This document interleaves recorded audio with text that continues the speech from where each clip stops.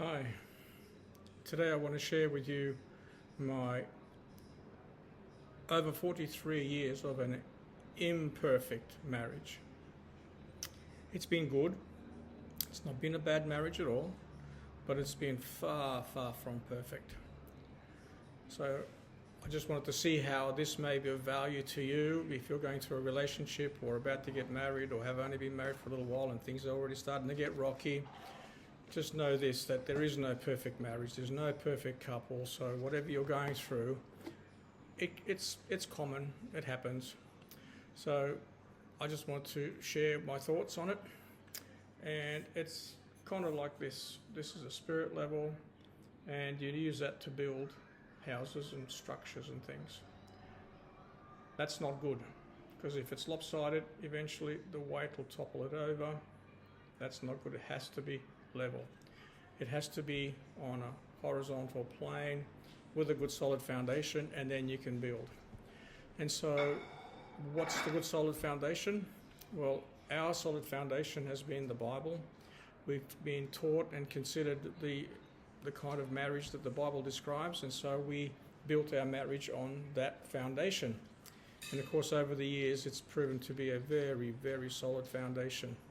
So what was the foundation? Well, it's multiple things, but it's like love. You've got to have that love that it keeps you going, and there's a reason why you got together in the first place. There's got to be a commitment, and you've got to be able to say, look, I'm in this for the long haul. The third one was good communication. You'd have to be able to get through things, and you talk about it, make your plans. You have to have the same vision. You want to have a vision together as a couple. There's no point, well, I'm going in this direction and she's going in that direction, and you're pulling apart. And if you know anything about the old horse-drawn carriages, you had two horses or whatever, a team, and they all pulled together, all going in a straight line. But if one decided to pull this way, or the other one went that way, the reins would pull them in and keep going forward.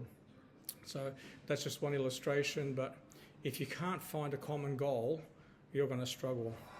And so as I said, we were married 1979. That was a time when divorce was not that common. I mean, it was around, obviously, but it wasn't common, and it really wasn't easy to get. But nowadays, it's like, well, we're incompatible. See ya. Go and find someone else. And so I just want to share that our experience is uncommon these days. We are getting to be a very rare couple. You know, we get to talking to people, and we tell them we've been married for coming up for 47 years, and they go, what? How'd you manage that? And so, yeah, we tell them. And so I'm hopefully helping you and telling you that as well. Well, my wife and I got married in 1979. And back in 1979, we didn't have such a high divorce rate that we have today. And it was a lot more difficult to get divorced. Not that we planned on getting divorced, but it just wasn't common.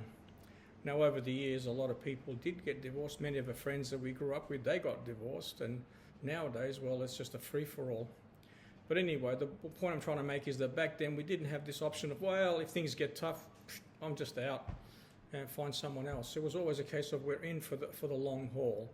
And so once kids came along, we knew that was an important thing, is that you need to work together as husband and wife to raise kids. Now, again, a lot of people break up and the kids end up suffering. They end up from one parent to the other, and then there's battles between them. And if they get into a second relationship, then you've got it's just blended families. It's just, in my opinion, in a too hard basket. I would rather fix the relationship that I'm having issues with right now than to just say, you know what, I've had enough. And mind you, my wife and I can relate multiple situations where, yep, I've had enough, I'm ready to bail. But I'll give it one more chance. And it wasn't just one more chance once, it was twice, and then 3 times, and then 10 times. And I lost count at how many times we gave it a second chance. And that's got to be one of the tools that you put into your arsenal, in your backpack, is giving your marriage another chance. Being merciful and forgiving. You've got to be able to forgive the person that's hurt you. And guess what? The old saying's true, that you hurt the ones that are closest to you the most. And even though you don't want to, when the emotions get high, that's what happens. So there's another tool, a screwdriver. If you do something often enough, use something often enough, you're going to end up wearing it out or breaking it or something. So it's a good example when you use the door handle and up and down, or the knob one, open, close. Eventually that lock will become loose. So bring out the screwdriver, tighten up the screws, and away you go. You don't throw away the door. You don't leave the house. You just fix that problem and you go on. And it was the same with our marriage. So, and what's the takeaway for you? What can you get out of this? If you're in a situation and you need to fix it, I would highly recommend that you fix it. And it's possible. We've done it multiple times. And if you want your marriage to go the long haul, then you need to fix it. Or it might be another tool, might be something else. Maybe it's a sledgehammer. Maybe you need to chop something down with the axe, like bad habits or the wrong kind of thinking. One of the most important things I think is a good takeaway for anybody is that it's a long-term commitment. And you know, the Bible again talks about marriage as being a covenant. I'll put it up there, covenant. It's not a legal document, a piece of paper. A lot of people say, oh, no, I could care less about the piece of paper of marriage. We just live together. Commitment. Well, the trouble with that is that if your character, your personal character, or your wife's, or your partner's, is so weak that once things get too rough, they're out. They don't have the character to stay and stick with it and work through it. That's why covenant is what we believed our marriage was. It's a covenant. When we said, I do at the altar, I do before God until death do us part. I don't know what the vows are these days, but we committed till death do us part. So if you're a man or a woman of your word, you have commitment, you have integrity, you've got character, you're going to keep your word even through the tough times. Sorry if it's a hard word, I don't mean to be harsh, but that's the reality. It's not just sparkles and butterflies and fireworks. That goes.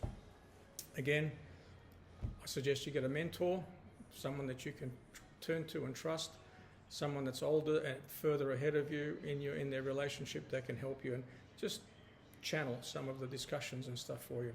Again, I would say leave a comment. I'm more than happy to help and answer your comments, answer your questions, and thanks for listening, and see you in the next one. Again, I would say